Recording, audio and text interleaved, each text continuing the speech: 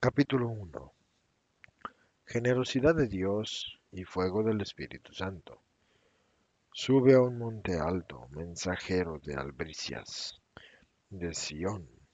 Haz resonar fuertemente tu voz, mensajero de albricias de Jerusalén. Hazla resonar sin miedo. Di a las ciudades de Judá, aquí está vuestro Dios, aquí el Señor Dios, que viene con poder, su brazo lo somete todo. Viene con él el precio de su victoria, y sus trofeos le preceden. Como un pastor apacienta su rebaño, en su brazo recoge a los corderos, los lleva en su seno y conduce al reposo a las paridas. Isaías 49:11.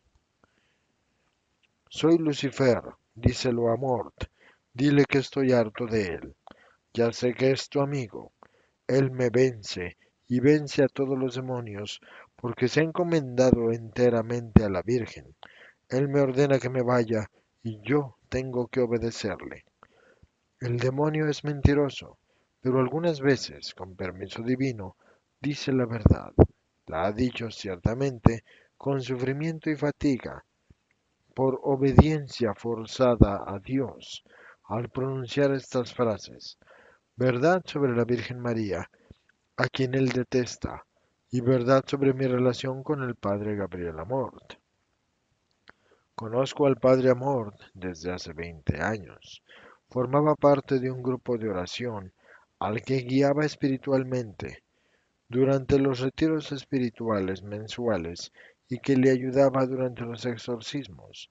Ahí recibí las primeras nociones para comprender la actuación del maligno, actuación ordinaria a la cual todos estamos sujetos con las tentaciones contra Dios y contra nuestros hermanos. Actuación extraordinaria cuando alguien, asociándose de modo directo con el demonio, en general mediante magos y magas, adivinos o prácticas diversas y maldiciones, hace sufrir a otros sus efectos con consecuencias fuertemente negativas. Ayudo al padre Amor raramente cuando me lo pide y no puede contar con su grupo habitual o con el compañero que todavía lo ayuda, porque un exorcista necesita ayuda durante el ejercicio de su ministerio. La intercesión de varias personas que pidan a Dios y que muestre de su misericordia refuerza su oración exorcista. Además, es necesario que haya quien se ocupe de atender las necesidades prácticas resolviendo los problemas que pueden surgir durante el mandato realizado por el sacerdote en nombre de Jesús. A lo largo de los años, he colaborado con varios exorcistas, por lo que puedo afirmar que el Padre Amort es el mejor, no porque tenga más poder de liberación, sino por el conjunto de su actuar. Ante todo, tiene más experiencia que ninguno, pues desempeña su ministerio desde hace más de 20 años. Y lo ha aprendido de otro gran exorcista, el padre Cándido, a quien asistió durante años. En este periodo, adquirió los conocimientos necesarios para reconocer la acción del maligno, su presencia, y para saber cómo liberar. La formación adquirida al lado de un exorcista experto no es una cuestión baladí. El que hace un cursillo para exorcistas de un par de semanas y después es nombrado enseguida oficialmente exorcista, no tiene conocimiento de causa y puede hacer mucho daño. Varios relatos de personas vejadas así lo confirman. Además, ha leído mucho sobre el asunto, tratando de profundizar sobre los diversos campos de saber relacionados con aquellos en los que actúa, con el fin de comprender cómo actúan los satanistas y los ocultistas y las dinámicas de la meditación trascendental oriental, con las consecuencias negativas que lamentablemente se siguen. Sus enseñanzas son las mejores como demuestra el éxito mundial de sus libros. Siguiéndolos, se consigue liberarse y liberar de la acción del pestilente, como lo llamo yo, o del cretino, como lo llama él. pero es también el exorcista más grande por ser generoso, generoso e ingenioso. Los viejos deben tener cuidado con las tres Cs: caídas, catarro y caca. Generoso como Dios. Tiene razón el Papa Francisco cuando dice que nosotros tenemos miedo de creer en el amor sin medida de Dios a la humanidad. Es verdad, tenemos realmente miedo de creer que Dios nos ama y perdona infinitamente, es decir, de modo inmenso, y nos ama a todos. Por desconocer este principio, no acogemos suficientemente a los necesitados. Pienso en los presos que quieren regenerarse. He visitado cárceles y sé que muchos reclusos tienen miedo de salir y que muchos otros se recuperarían, pero no encuentran quien les dé trabajo y un techo donde guarecerse mientras esperan que alguien los contrate. Y en los encarcelados, en el espíritu, cuantos acuden a los exorcistas o a ciertos obispos y han sido rechazados, no les han creído o incluso han sido calumniados. Son faltas de caridad que claman venganza ante Dios. Amort, en cambio, es un hombre generoso. Si tiene alguna duda, envía a la persona al psicólogo, pero a menudo realiza el exorcismo con la finalidad diagnóstica, porque arguye, si la persona lo necesita, siempre le hará bien. En cualquier caso, el exorcismo es una oración y no le hará ningún daño. Hace exorcismos incluso por teléfono. En Italia solo hay dos exorcistas que lo practican, él y un amigo suyo anciano, dos sacerdotes para 60 millones de personas. Pero ¿por qué hay tan pocos? Si, como bien sabemos, los efectos son los mismos que cuando los tratamos personalmente. ¿Por qué poner límites a la misericordia de Dios? Y en las demás naciones del mundo, ¿cuántos sacerdotes interaccionan con las personas vejadas, asistiéndolas por teléfono, mandando así de modo directo al demonio y sirviéndose de ese poderoso medio de comunicación que en nuestra época está casi al alcance de todos, o vía Skype? Deberíamos tomar en consideración todos los modos y todos los medios de manifestar la misericordia de Dios. Debemos aprender a tener amplitud de miras y de conducta. En otras palabras, debemos aprender a darnos los unos a los otros la ternura de Dios de la que habla el Papa Francisco. Deberíamos ser madres para todos aquellos con los que nos encontramos. La ternura de Dios es, por ejemplo, liberar de las legiones malignas, del fracaso, de las deudas y de la miseria. ¿Cuántos saben que existen estas legiones o cuántos liberan de estas legiones diabólicas? Es verdad que en el mundo no faltarán nunca los pobres, como dice Jesús, porque la cizaña y el padre de la cizaña estarán siempre entre nosotros, y en todo tiempo se le dará a alguno la oportunidad de dispensar la caridad. Pero es asimismo verdad que Jesús afirma en todo el Evangelio que tendremos siempre lo esencial para nuestra vida si confiamos en el Padre. Donde falta lo esencial es porque algo no funciona.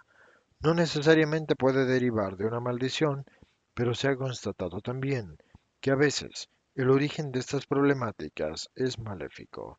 El trabajo que marcha mal o la falta de trabajo pueden proceder de un odio intenso, de los celos inconmensurables de alguien, de los deseos del fracaso y de desgracia que se dirigen a la persona o a su familia. Dios no quiere ni la miseria ni la falta de paz. La ternura de Dios es, por ejemplo, liberar de las legiones de enfermedades físicas.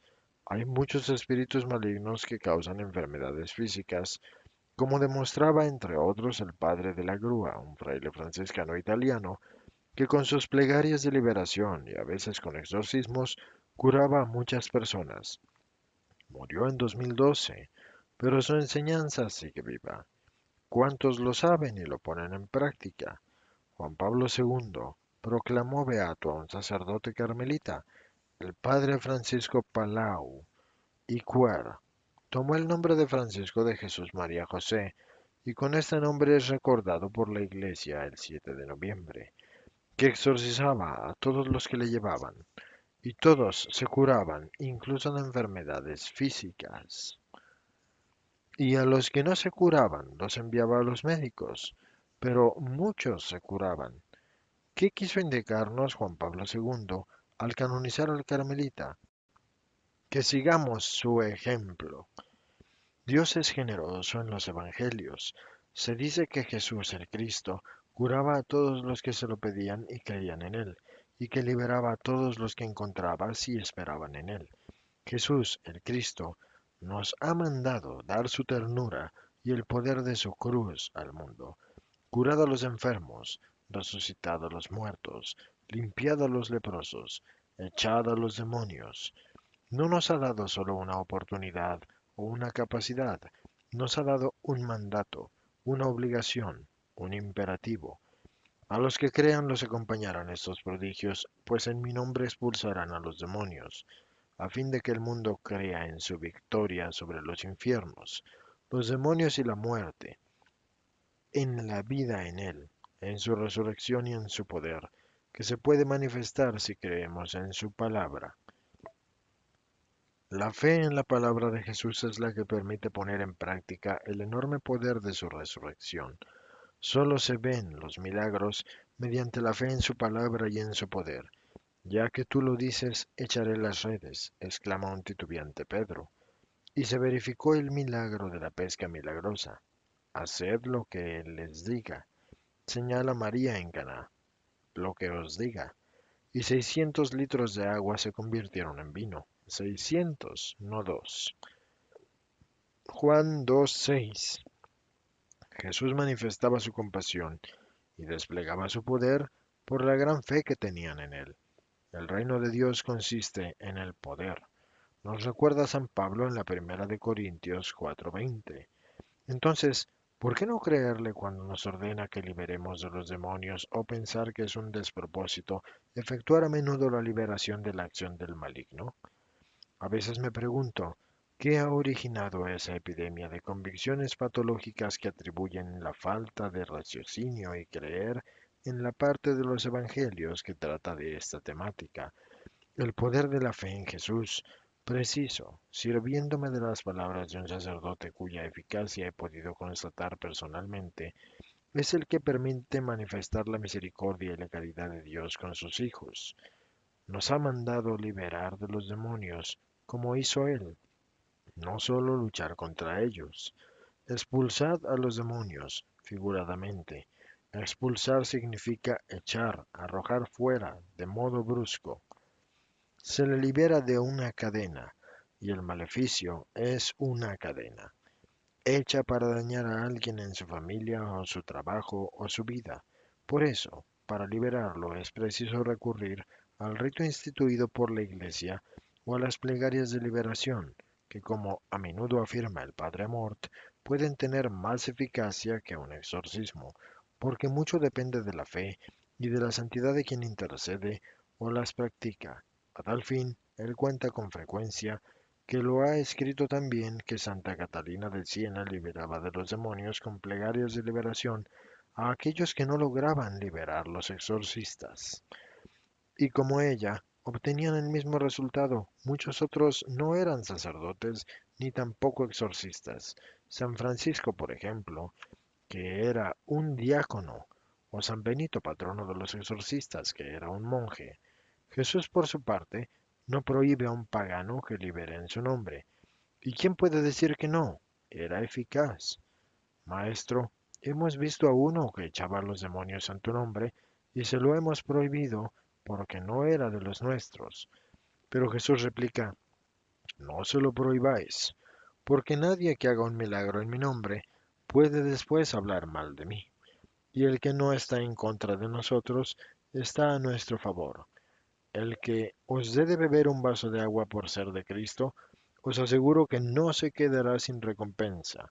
Marcos 9:38-41. En los 3 años escasos de su ministerio público, Jesús se encontró más o menos con 1 millón de personas. Además, en los evangelios se cuenta que liberó y curó a mucha gente.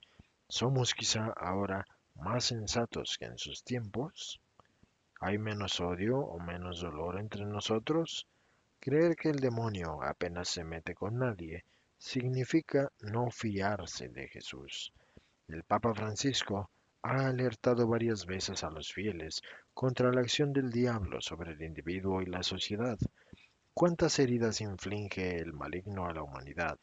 Guerras, violencias, conflictos económicos que se abaten sobre los más débiles, la sed de dinero, el poder de la corrupción, las divisiones, los crímenes contra la vida humana y contra la creación, las faltas de amor y de respeto a Dios, al prójimo y a toda la creación.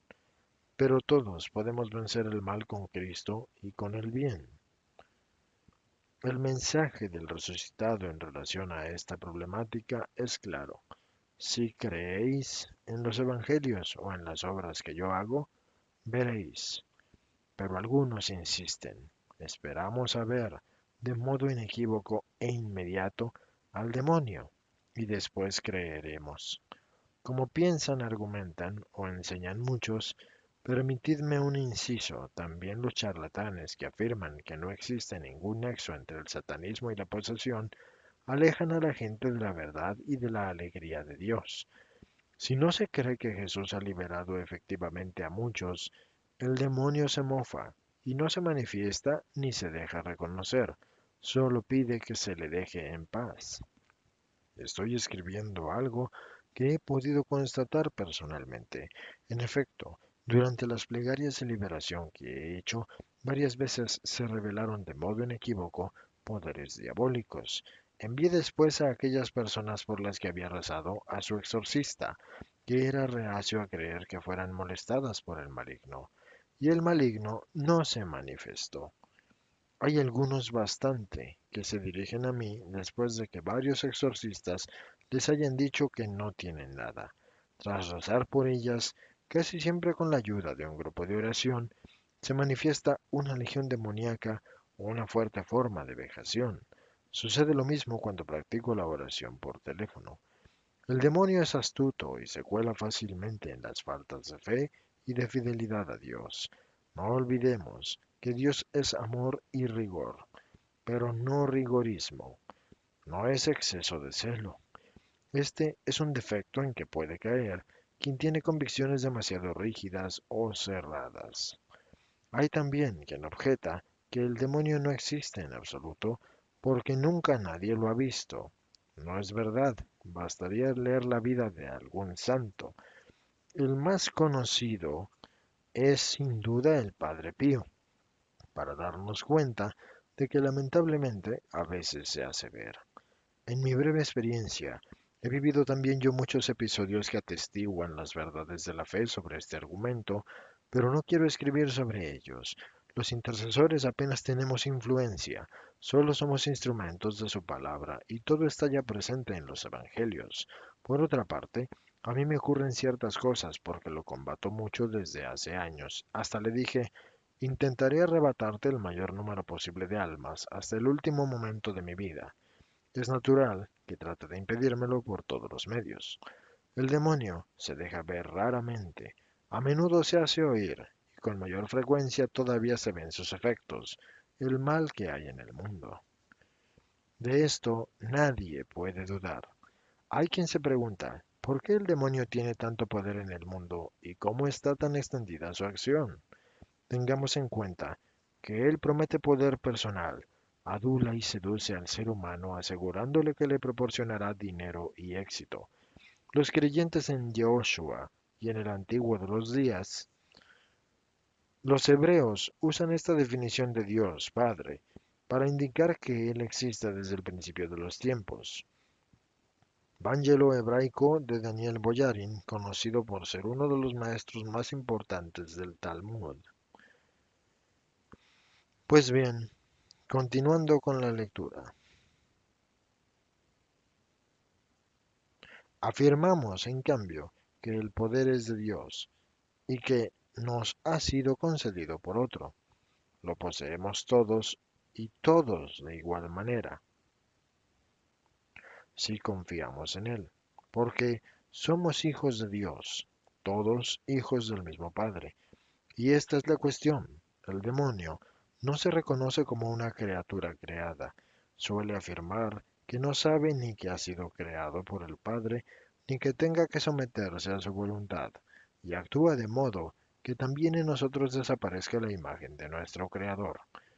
Los que ofrecen su vida a Satanás y a sus secuaces lo hacen sobre todo por tener poder personal y dinero en el mundo, y se autoabsuelven y justifican su obrar con diversas motivaciones, sosteniendo a veces que lo hacen por un buen fin.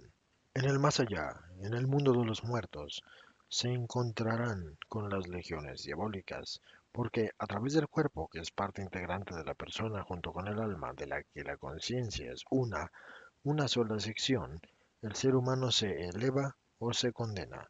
Cuerpo y alma deben andar de la mano hacia Dios. En cambio, el fenómeno antes citado está tan generalizado que en uno de los periódicos de mayor tirada he encontrado las direcciones de los centros donde se ofician las misas negras. La dirección de los centros satánicos estaba en uno de esos diarios, pero no aparecía en cambio y en compensación la dirección de las misas cristianas. Es fácil comprender incluso con esta simple anécdota que el espíritu del mundo, como lo llama Jesús, trata de introducirse en la vida diaria, de todas las maneras y en todas las circunstancias. Por cierto, ¿cuántos saben que cada jueves por la noche los satanistas consagran a Satanás a los chicos que morirán en las carreteras ese fin de semana? Nos lo ha comunicado una sacerdotisa satánica que ha roto todas las relaciones con ese mundo y ha vuelto a Dios. Habrá que creerla. Hay quien apunta que la religión cristiana, especialmente la confesión católica, es el movimiento religioso con menos conversiones. ¿Por qué? Con mucha probabilidad porque tenemos poca fe. Tenemos una fe estimada en torno al 10 o 20%. Si tuviéramos más fe, moveríamos las montañas de verdad. Es decir, haríamos ver con nuestras obras la grandeza y el amor infinitos de Dios. Porque nosotros somos verdaderamente herederos del Padre y podemos realmente cambiar el mundo y vencer la negatividad que reina en él. En cuanto a herederos, poseemos el Espíritu del Padre, creador del mundo, de aquel que ha creado el universo y por tanto todo está sometido a él. Es un poder desmesurado que nos viene de Jesús y nos lo ha ofrecido con su muerte y su resurrección, y nos ha sido transferido después mediante el bautismo. Es un don inefable, cuya inmensa o inmensidad es tal que no hay palabras para describirla.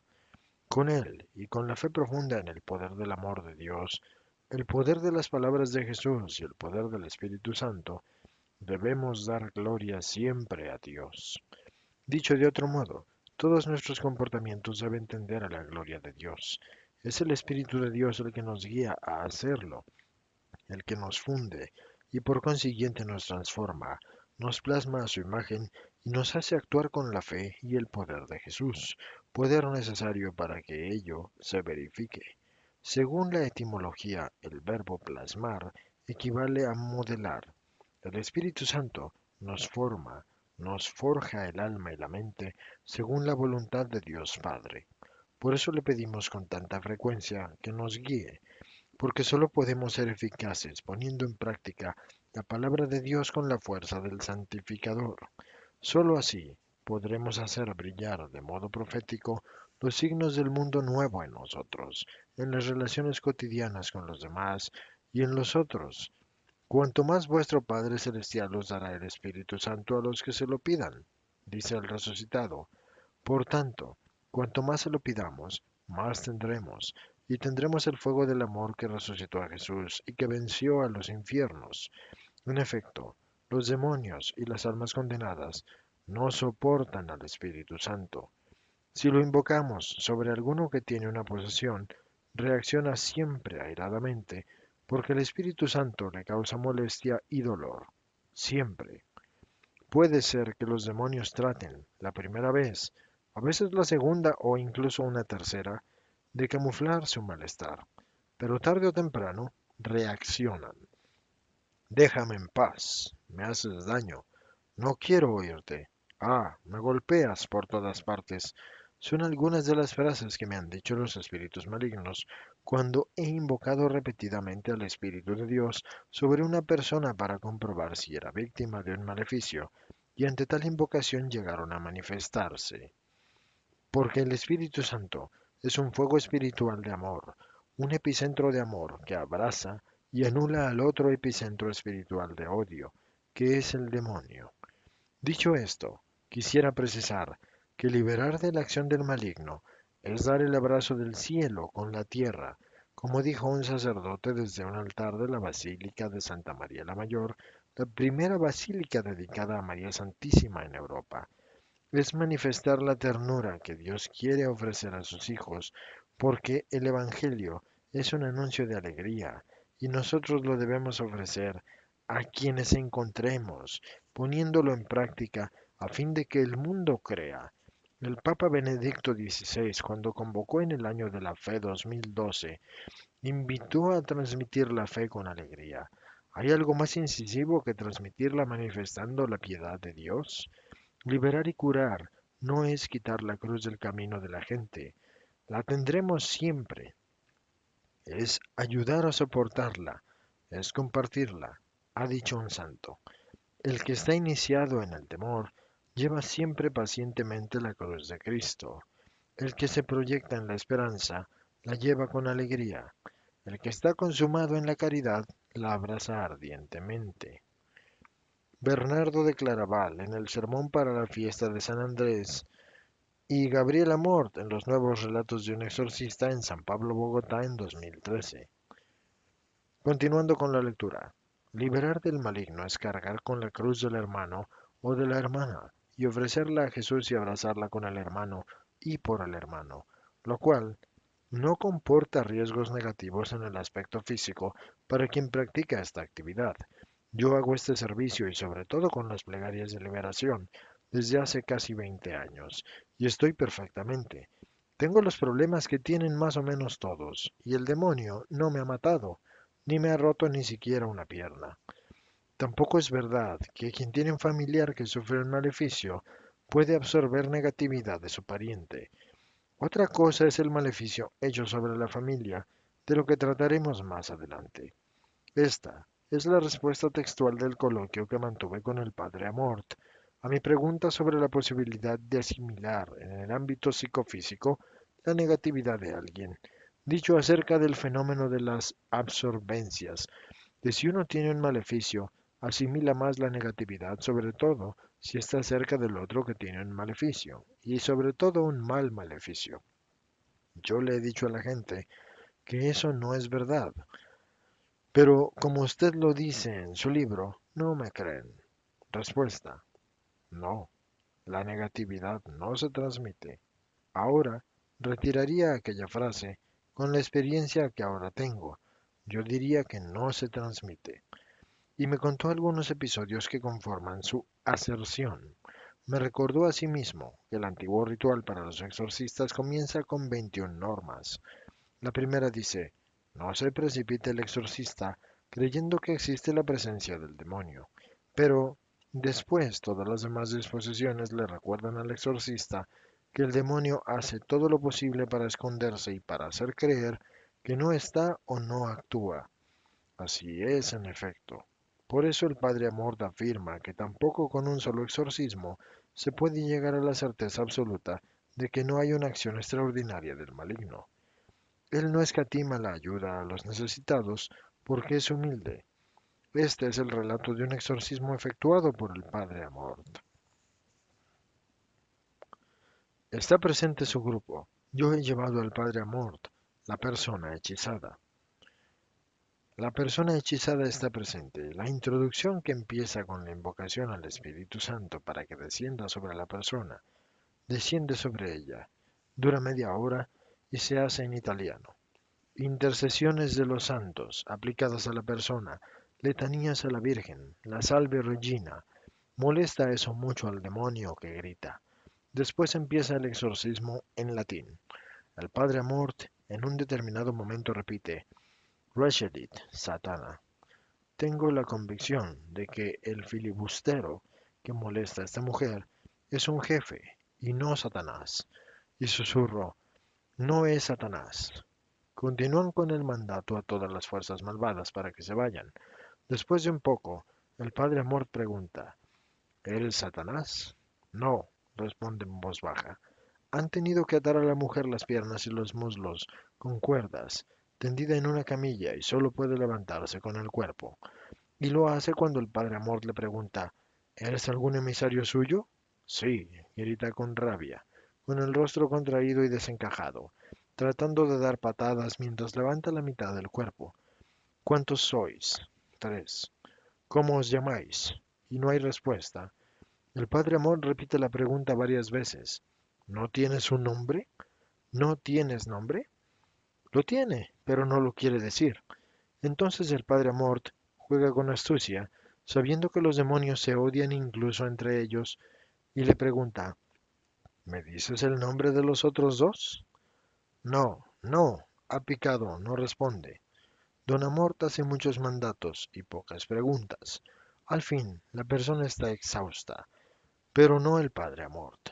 Tiene el temple de un verdadero luchador como San Pablo o San Juan Pablo II. He escrito hace poco que el demonio ha gritado y hablado. ¿Qué significa eso?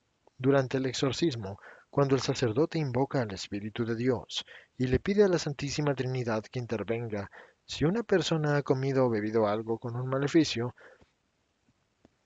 esta sustancia ha permanecido en el estómago y algún demonio sigue aún en el estómago de la persona, envuelto entre la cosa hechizada que ha deglutido.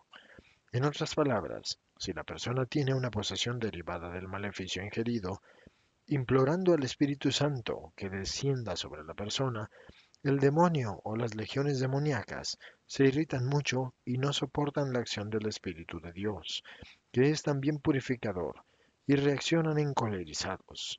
Sacuden un poco o mucho a la persona. A veces hablan, pero hay también demonios mudos, como aparece en los Evangelios. El Espíritu Santo incomoda verdaderamente al demonio. Se puede constatar, al fin y al cabo, es el espíritu del amor que lucha contra todo lo que es odio y sus derivados. Un inciso.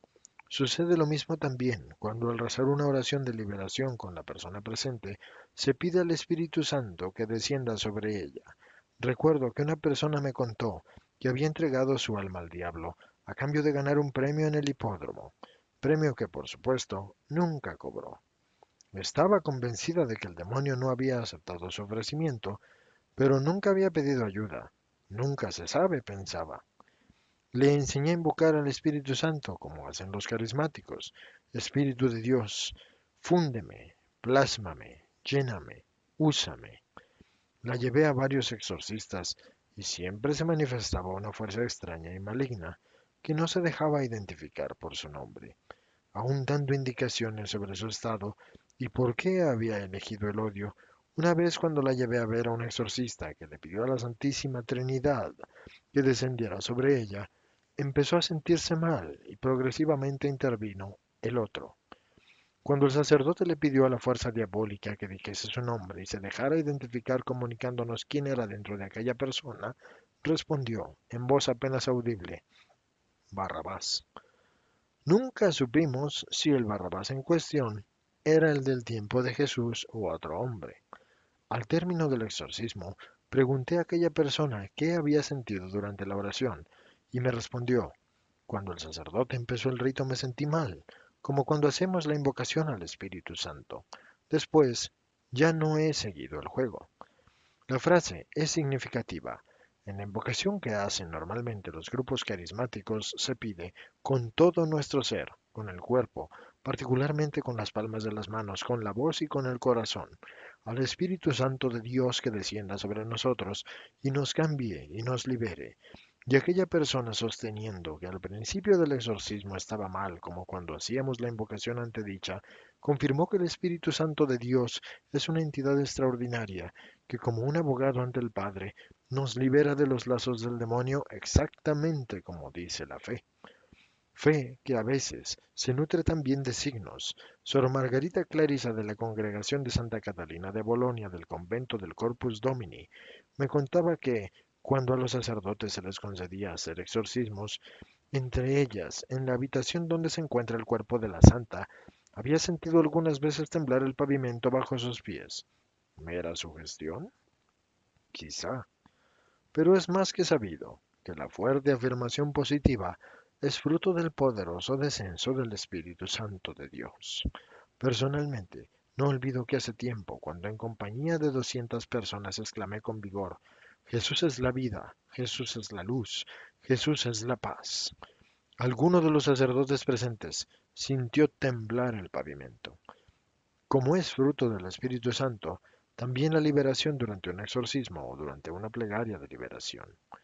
Tres son los que dan testimonio de Dios: el Espíritu, el agua del bautismo y la sangre de Cristo.